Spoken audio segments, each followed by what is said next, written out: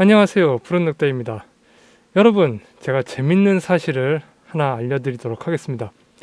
제가 이 푸른늑대가 사륜차에 비해서 이륜차가 더 안전하다는 점을 발견했습니다. 자, 어떤 점이냐고요? 알고 싶으시면 영상을 끝까지 봐주시기 바랍니다.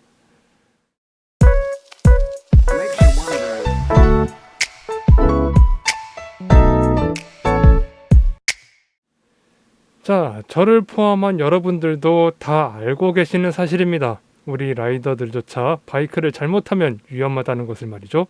하지만 바이크는 사륜차에 비해 절대적으로 위험하지 않습니다. 영상의 제목처럼 상대적으로 위험할 수 있겠지만 절대적으로 위험하지는 않다는 것입니다.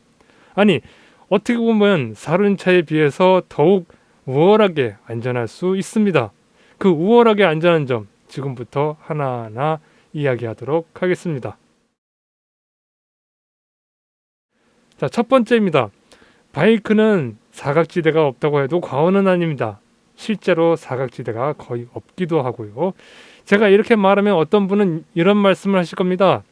야, 너희들 헬멧 쓰면 눈앞에 뭐가 보이기나 하냐? 라고 말이죠. 아니, 사람이 머리에 뭔가 뒤집어 쓰기만 하면 눈앞이 아무것도 안 보일 것이라는 그런 엄청난 상상력은 어디서 나오는 걸까요? 그리고 햇빛으로부터 눈부심을 막아주기 위해 헬멧 윈드스크린에 틴팅이 되어 있는 것을 보고 밖에 얼굴이 안 보이니까 그렇게 어두우면 앞이 보이기나 하냐? 라는 말까지 합니다. 그러니까 제가 매번 말씀드리지 않습니까? 한번 체험이라도 해보고서 말하라고요. 바이크에 대해서 알지 못하는 것은 그렇다 치더라도 망상까지는 하지 말아달라고요.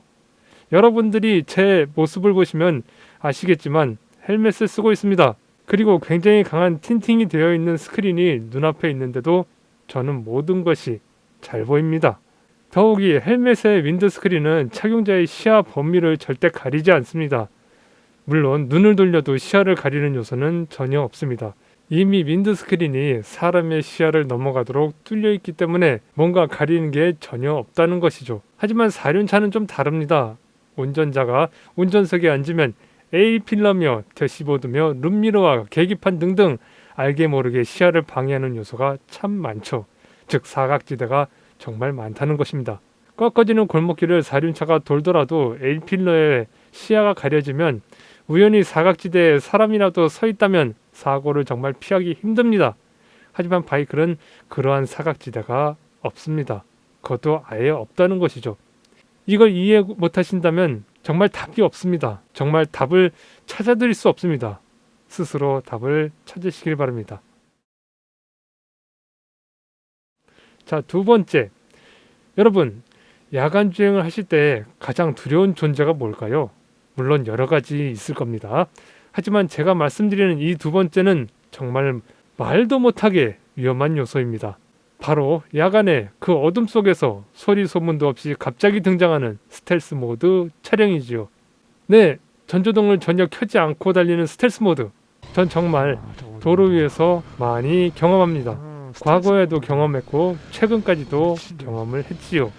그런데 이 스텔스 모드로 차량을 운전하는 사람들, 당신들이 무슨 터미네이터세요? 밤에도 대낮처럼 잘 보이시나 봅니다. 물론 자신의 시야엔 길거리의 가로등에 의해서 많이 어둡지 않다고 생각하셨겠죠. 그런데 그건 당신 혼자만의 생각이고 다른 사람들은 그런 스텔스 모드를 하는 사람들이 도로 위에 시한폭탄이라는 것입니다. 왜냐고요? 다른 사람들이 스텔스 모드의 차량을 못 보기 때문이죠. 그 어둠 속에서 바이크처럼 우렁찬 배기음으로 자신의 존재감을 알리지도 않고 조용히 내 옆에 다가와 차선 변경하면 꽝! 상상만 해도 싫습니다. 예전에 말했지만 스텔스 모드는 자신의 안전을 위해서뿐만 아니라 타인의 안전을 위해서라도 하지 말아야 할 행동이라고요. 이게 바로 사륜차들의 문제입니다. 운전자가 전조등을 밤에 끄고 다닐 수 있다는 점, 마음만 먹으면, 그리고 실수라도 아니면 자신의 오만함으로 전조등을 켜지 않아 지금도 밤마다 스텔스 모드로 돌아다니는 사륜차들, 이들이 진짜 위험한 존재이지 우리 라이더들이 위험한 존재가 아니라는 것입니다. 바이크는 시동을 걸면 전조등이 상시 점등됩니다. 하향등이라도 무조건 들어와 있다는 것이죠. 낮이건 밤이건 무조건 들어옵니다. 안 들어온다? 국내법상 시동을 건 바이크들의 전조등은 상시 잠등이 되어 있지 않으면 제작은 물론이거니와 판매조차 금지하고 있습니다. 한마디로 바이크는 시동이 걸리면 순정 상태에서는 전조등을 끄고 싶어도 절대 끌 수 없다는 것입니다. 물론 시동을 끄면 전조등도 꺼지지만 시동이 걸린 상태에서 무조건 켜져 있다는 것이죠. 즉 바이크는 스텔스 모드가 완전히 불가능합니다. 정품이라면 말이죠. 자, 세 번째, 요즘 판매되는 사륜차들 거의 대부분이 자동 변속기를 장착하고 판매되는 것이고 많은 사람들이 거의 대부분 자동 변속기가 탑재된 사륜차를 구매하실 겁니다. 처음부터 아예 생수동으로만 되어 있는 사륜차를 구매하시는 분? 그런 분은 매니아 중에서도 아주 하이 클래스에 속하시는 매니아실 겁니다. 그만큼 사륜차는 자동 변속기가 보편화되어 있죠. 자동 변속기는 일단 D라는 드라이브 쪽에 변속기를 조작해 놓고 차량을 운행하면 힘들지 않게 무려 1.5톤이 넘어가는 쇳덩어리를 손쉽게 움직이게 해주니까요. 하지만 그 편리함은 치명적인 단점을 가지고 있습니다. 그게 뭐냐고요? 바로 급발진 사고를 내포하고 있습니다. 그것도 언제 어느 때 일어날지 모른다는 그야말로 예고조차 없는 위험성을 가지고 있다는 말이죠. 한번 급발진을 하기 시작하면 사륜차는 차량 자체의 제어가 완전히 상실되게 됩니다. 그리고 그런 갑작스러운 상황에 운전자는 패닉 상태에 빠지게 되어버리죠. 그런데 여기서 그냥 끝나면 참 아름다울 텐데 사고가 나면 건물을 부수는 것은 물론이고 앞에 있는 수많은 차량들까지 심각한 피해를 주게 됩니다. 심지어 사람이 다치는 인사사고도 동반하게 된다는 점이죠. 과연 이런 엄청난 불안정성을 가지고 있는 것이 무조건 안전하다고 장담할 수 있나요? 아마 없을 겁니다. 물론 자동차 제작 기술이 좋아져 급발진이 많이 사라졌다고는 하지만 이 근래에도 급발진 사고는 종종 발생합니다. 절대 없어지지 않는다는 것이죠. 심지어 순수 전기 자동차에도 급발진 사고가 일어날 수 있다는 것입니다. 즉 사륜차의 급발진 사고는 필연적인 위험 요소가 될 수밖에 없다는 것입니다. 하지만 바이크는 그런 급발진 사고가 절대 일어날 수 없습니다. 기계적 조작에 의한 수동 방식이 거의 대부분이고 자동 변속기를 탑재했다 하더라도 극소수의 일부 기종에만 적용되어 있기 때문에 급발진 사고율은 아예 없다고 봐도 무관합니다. 그리고 사륜차처럼 일반적인 수동 변속기의 바이크가 급발진을 일으킨다 하더라도 차량을 제어하는 것은 너무나도 쉽고 간단한 일이죠. 사륜차의 급발진은 아무리 브레이크를 밟아도 차량은 그냥 앞으로 돌진만 합니다. 또한 급발진 사고를 경험한 분들의 증언에 따르면 브레이크를 아무리 밟아도 돌처럼 딱딱해져 밟히지도 않는다고 하더군요. 하지만 바이크는 그냥 클러치 레버만 잡고 있어도 더 이상의 급발진의 위험성은 없어지게 됩니다. 바이크가 급발진을 한다 하더라도 깜짝 놀라서 클러치와 브레이크를 동시에 잡아도 급발진의 위험은 없어집니다. 물론 애초에 구조적으로 급발진 자체가 일어날 수 없는 구조이기도 하고요. 자, 네 번째. 위에서 언급한 모든 상황들을 종합해 충돌 사고가 일어났다 합시다. 그럼 가장 큰 피해를 일으키는 것은 과연 누굴까요? 바이크 라이더는 자신만 피해를 보면 그걸로 끝입니다. 물론 바이크도 건물이나 아니면 노점상에 있는 물건들에 대해서 손해나 피해를 입힐 수는 있겠죠. 하지만 사륜차는 어떤가요? 뭔가 충돌하면 사람의 목숨을 빼앗아갈 위험성은 극도로 높거니와 그 상황이 급발진이라면 남의 상가나 건물 혹은 물건을 아주 가루로 만들어버립니다. 물론 사륜차 안에 운전자는 살아남겠지만 자신만 안전하면 뭐합니까? 수많은 사람들을 치고 지나가면서 부상을 입히고 심지어 죽이기까지 하면서 구조물을 파괴하고 사회적으로 심각한 타격을 주는데 말이죠. 그러면서 사륜차가 절대적으로 안전하다고 말할 수 있을까요? 그래서 이번 영상의 제목이 상대적이지만 절대적이지 않은 안전이라고 한 것입니다. 어느 위인께서 말씀하셨습니다. 어찌하여 형제의 눈에 있는 티는 보고 내 눈 속에 있는 들보는 깨닫지 못했느냐 라고요. 성경의 마태복음 7장 3절의 내용입니다. 사륜차도 확실히 큰 위험을 가지고 있는 이동수단인데도 많은 사람들은 자신이 사륜차의 껍데기로부터 보호를 받는다는 것 때문에 절대적으로 안전하다고 오해하는 것, 그리고 바이크는 이륜차는 작고 노출되어 있기 때문에 무조건 위험하다고 말하는 수많은 사람들의 발언, 이제 제 이야기를 듣고 어디가 잘못되었고 모순되었는지 아시겠습니까? 간혹 사륜차 운전자들은 이런 말을 합니다. 잘못해서 바이크와 사륜차가 충돌해서 라이더들이 사망하기라도 하면 우리가 손해다 라고요. 그럼 거꾸로 말해보겠습니다. 사륜차는 그 엄청난 크기와 무게로 이륜차와 충돌하면 라이더가 위험해질 수 있기에 더 조심해야 하는 것 아닌가요? 나는 안전하니까 상관없는데 너 때문에 내가 괜히 피해보기 싫다는 그런 앞뒤가 맞지 않는 논리를 들이밀면서 그것이 정당하다고 생각하는 사람들, 마치 손에 커다란 총이나 칼을 들고 있는 사람이 다른 사람에게 그 총칼을 들이밀면서 너 위험하니까 내 눈앞에 나타나지 마 라고 말하는 꼴 아닌가요? 총칼을 들고 있는 사람이 아무것도 가지지 않은 빈손인 사람에게 위험하다며 협박하는 이 웃기지 않는 꼴, 지금 수많은 사람들이 혹은 어쩌면 당신이 하고 있을지 모를 그런 협박이 당연하다고 말씀하시는 겁니까?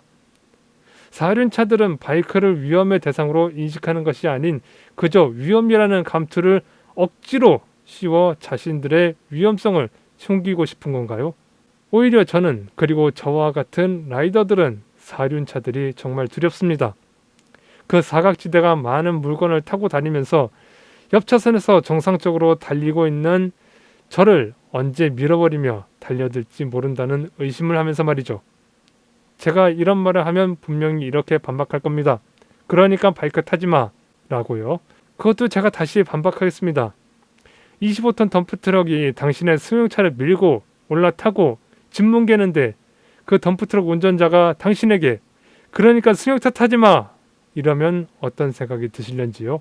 그래도 이륜차 타지 말라고 하시는 분들, 자신이 승용차를 타고 가다가 25톤 덤프트럭에 밀리고 치이고 깔려도 네, 죄송합니다. 제가 잘못했습니다. 라고 해야 하는 것이 맞는 건 아닐까요?